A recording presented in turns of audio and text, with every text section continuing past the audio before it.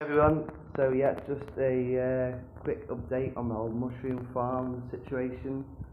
So I've just pasteurised 2 bags of rice straw, which means I've soaked them in a mix of hydrated lime, which is actually a building material, of powder, which is it's quite alkaline. Pretty sure it's alkaline, so it's quite what was the word? You shouldn't really be getting on your skin. So I pasteurised these 2 bags of straw, which I had to pay for the straw, but I've managed to find someone who's prepared to give me straw for free.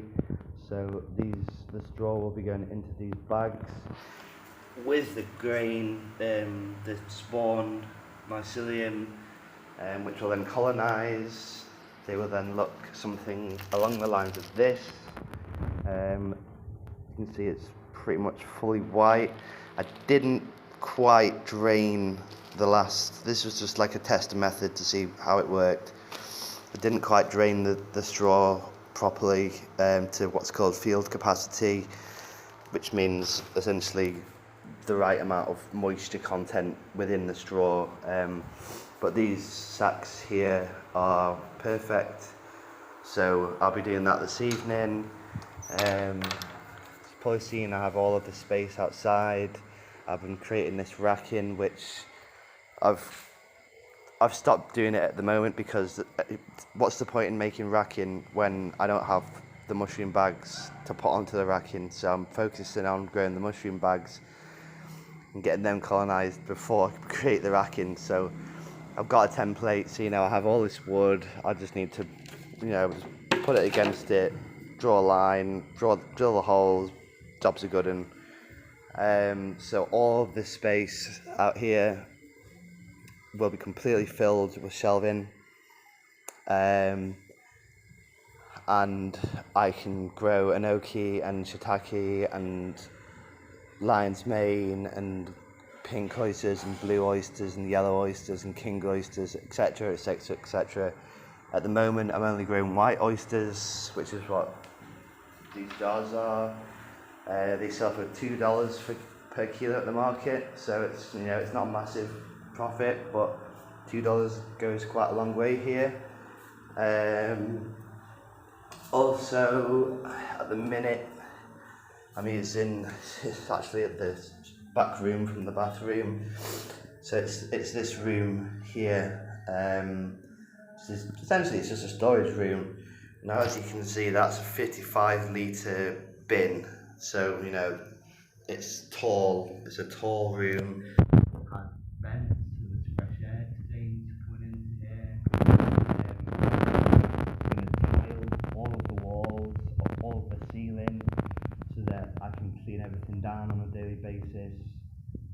Sanitize the area because rainwater in this room, mold is going to occur, and the last thing that I need is mold. So I've got this little spray bottle which I've been using just to spray things down, which works good. But one thing that I realised yesterday, and you're gonna laugh at this one, but the age-old I don't know what you want to call it, bum jet for cleaning the rectal area. I can just spray it in there. Look at that, look how easy that is. Saves me a lot of time and effort. So it's about 7 p.m. give or take here now, and you can see in this room it's currently 90% humidity and it's 29.8 Celsius. So these mushrooms seem to be happy at this temperature. In the UK I wouldn't be growing them at that temperature. The humidity, yes, fair enough, that's what I'd be aiming for. But these oysters have obviously been genetically bred or selected to thrive in warmer and climates. You can see here there's a nice cluster just starting to grow. There's another one down here.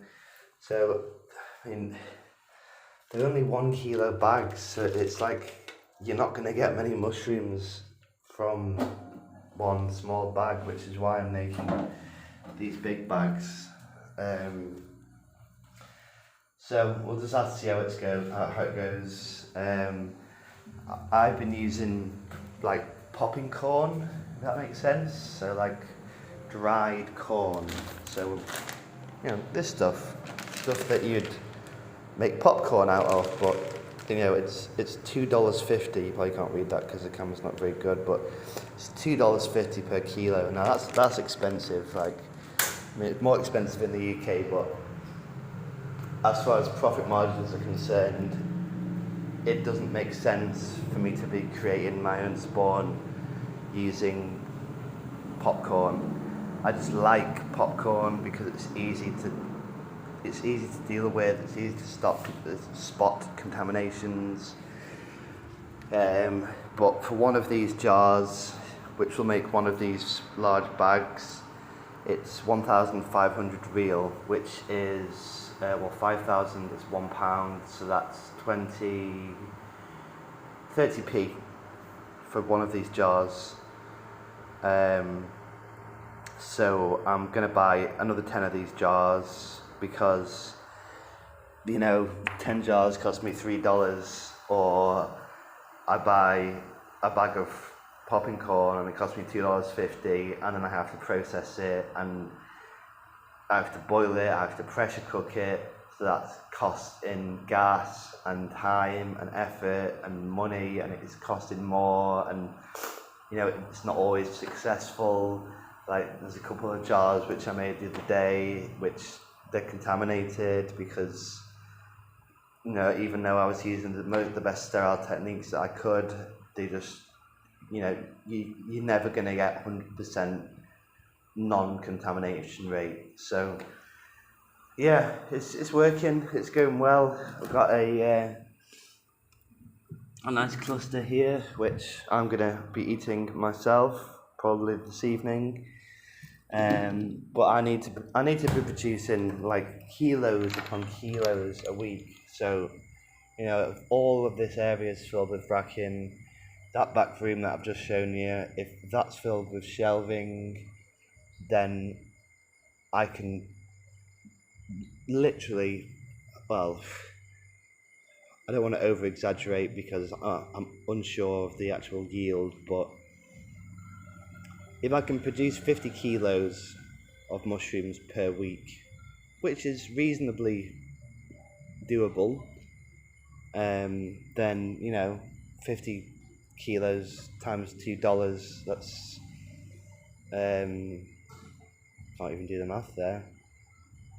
It's going to make enough money to provide people with food and essential items for like education and medication and food and things like that. I've currently spent pretty much every penny that I have to my name now, helping these guys out, setting up this mushroom farm to try and help people to live better lives here. I'm going to be training people how to grow mushrooms, how to cultivate their own mushrooms, so that then they can go off and they can then make their own mushroom farm, and they can sell their own mushrooms at market, and they can make money for their families to provide for themselves. Because as horrible as this may sound, many people here are very undereducated because the education system doesn't really exist unless you can afford to pay for it. So yeah, I'm trying my hardest. Things are getting there. Things are working out. It's a slow process.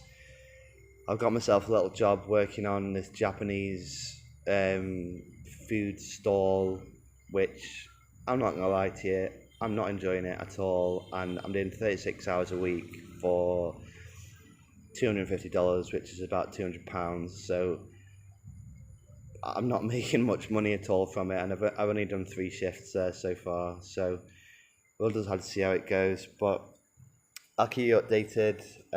Obviously, I'll keep sharing. I'll add my GoFundMe. If you're happy to help to donate, that's brilliant. Just sharing helps me. But I'll update you soon, and thanks a lot. Speak to you soon, and much love. Goodbye, everyone.